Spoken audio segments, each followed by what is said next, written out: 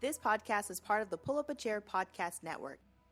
Let's build community through connection, conversation, and collaboration.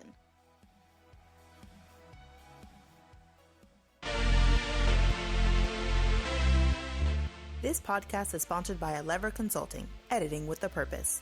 Check them out at leverconsulting.com for a free consultation.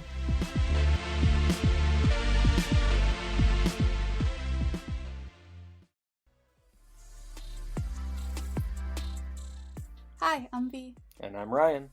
Welcome to Cringe With Me. Do you shudder internally when you witness a Karen going off on some innocent service industry worker? Do you consume bad fan fiction and or have tattoos from your favorite shows?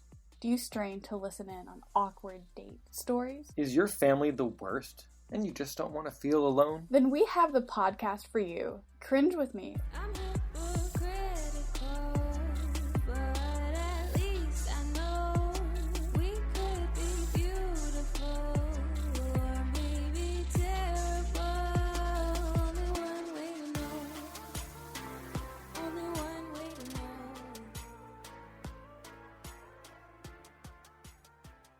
Well, today I have some sad family drama.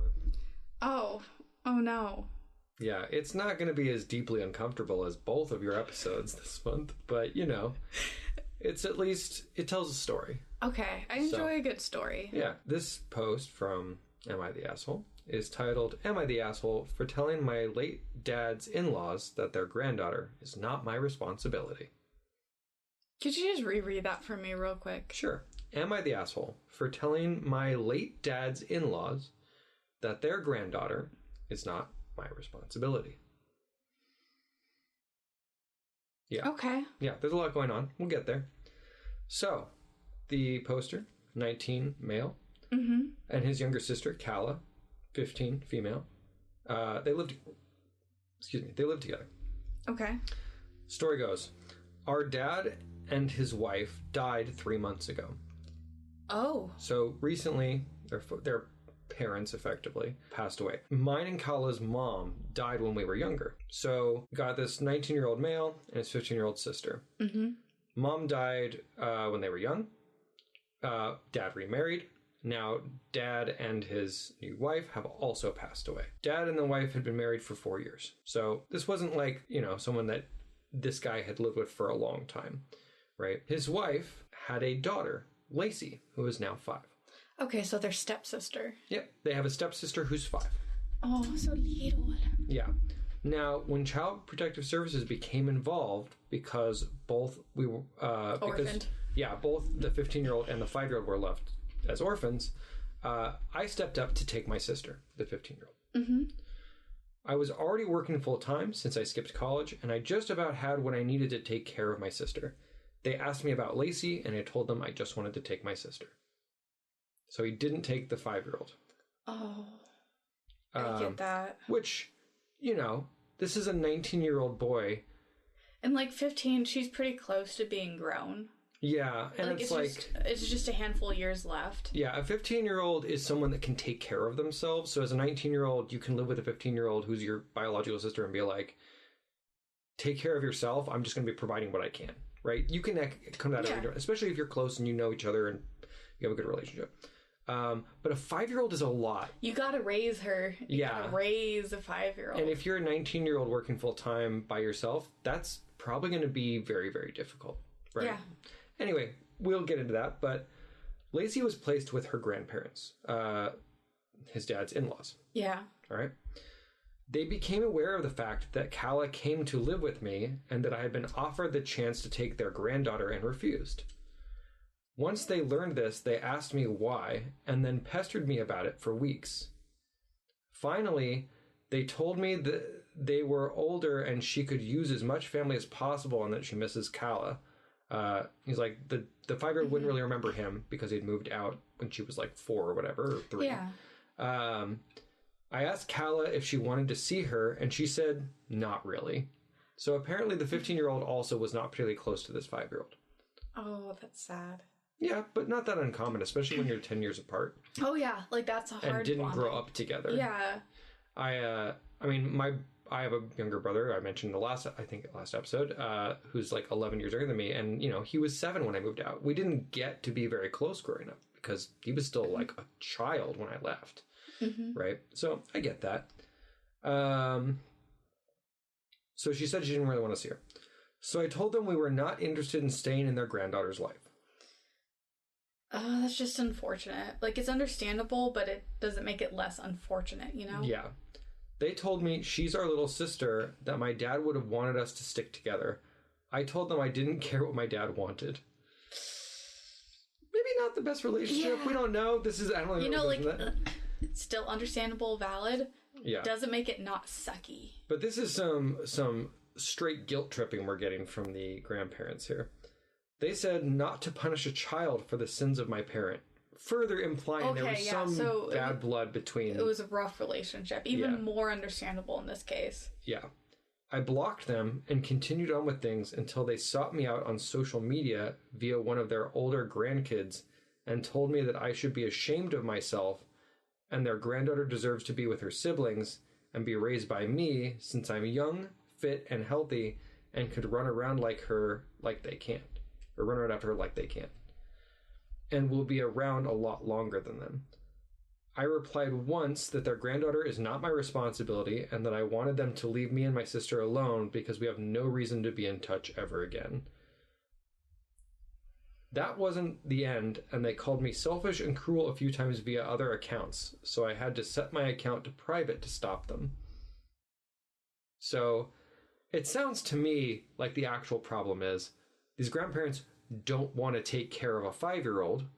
Understandable. Yeah, that makes sense. But they're trying to pressure a 19-year-old boy to do it instead. No, that's not... You shouldn't do that. No one should be forced to be a parent at 19 if they didn't make that choice. I think if the grandparents handled it differently, there could have been like some sort of relationship. Sure, maybe they could have... But that's a maybe. Maybe. And we don't know that, like, it didn't start that way. It sounds like they've reached out and been like, hey, like... Take her. Yeah, or, like, even just, like, do you want to be involved in her life? Like, she misses the sister or whatever. And he's like, yeah, we don't care. Like, we're not interested. And you can't force that. You can't. There was also some edits, some updates. Ooh, gimme. Yeah, so he's like, well, I'm making it clear that Lacey was my dad's stepdaughter, not his actual daughter. So it's not his biological kid, because that wasn't in the original post. Okay. So stepsister in the truest sense of stepsister. Yeah, like this was the stepmom's daughter from a previous relationship. Okay. Even more understandable. Yeah. So some info that keeps being asked, the bio dad is not on the scene. He could be dead, but I really don't know. He never seemed to be in the picture, though. He could also be unknown or something, but there is no bio father involved. Okay. So the girl's biological dad doesn't exist, as far as we're concerned. I also was not close to my dad. Neither was my sister. There was a lot of stuff involved there, but I was no contact with him and everyone but my sister for more than a year before he and his wife died. So I had nothing to do with Lacey for more than a year. Yeah, he doesn't know this kid. Yeah. You shouldn't have to raise a kid, especially a kid that you don't know. Yeah. And it sounds like the daughter also didn't really want to be involved either. Yeah.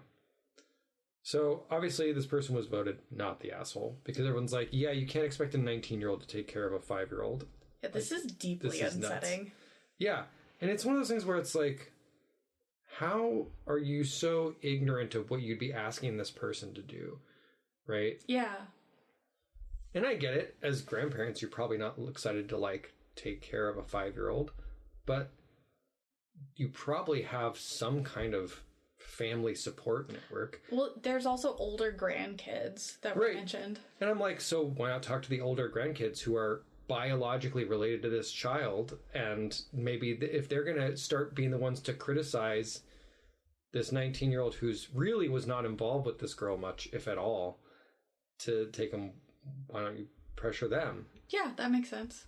Like, what's going on here? Or, you know, it's not even about pressuring. It's about asking for help, right? If you're the grandparents who are like, whoa, suddenly we have to take care of a 5-year-old, that's a lot.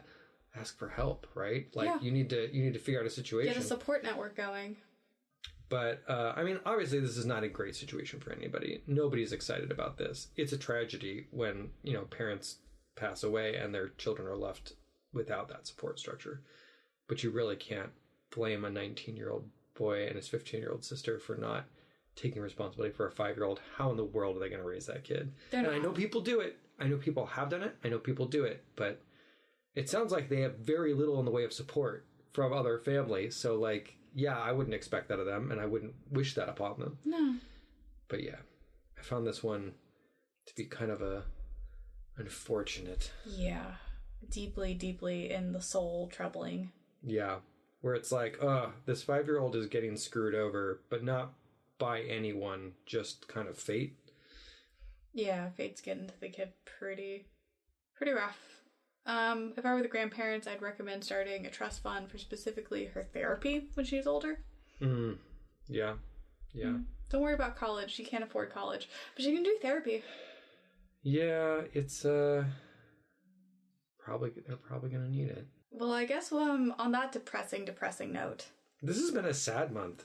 This has been a sad month. February is not supposed to be this sad, but that's where we ended up. Yeah, maybe like in sympathy of all the people whose hearts have been broken in February, we're giving you nothing but sadness and despair. Yeah, even though sweet and sad. These weren't really relationship sadnesses. No. We really should have thought about this. We should have picked episodes that had to do with, like, cheating spouses and stuff. That would have been great. I guess you brought in domestic abuse, so I guess you nailed it.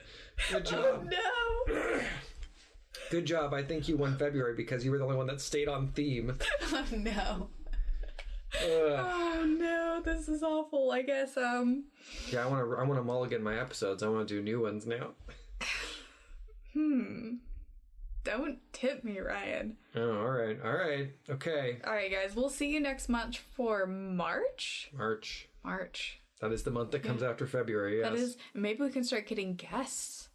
Oh, yeah, we talked about that. We did talk about that. We should do that. And it's February. Because we're 2 months in. We haven't done it yet. That's no good. Well, we did talk about doing it on the 5th month. So we do our episodes and then on the 5th. When we have the fifth week. You're right. We did. All right. All right, we'll look out for the next one. I don't know how many they're going to be, though. They're only going to be twice in a year. No, isn't there like 4 in a year? 4 weeks that have 5 Wednesdays? Yeah. Or 4 months that have 5 Wednesdays. Oh boy, February got us hard. Look at us. We're trying to think. I'm gonna look this up. We're gonna have an answer for you, but I don't have it yet. At that, we're gonna say goodbye, though. All right. Goodbye. See you later. Thanks for listening. You can find us on Instagram, Twitter, and YouTube at Cringe With Me. Go follow us so you can vote every month on which story you thought was the cringiest. I'm gonna win. No, I'm going to win.